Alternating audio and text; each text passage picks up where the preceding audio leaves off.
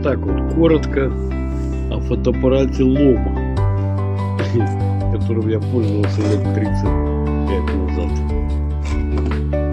Такая была штучка.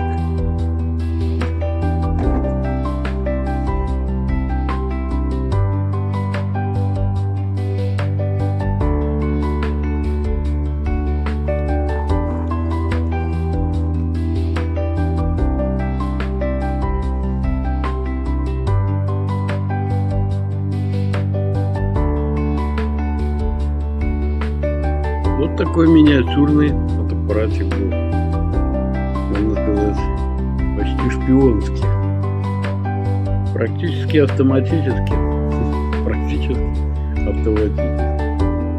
И я им снимал.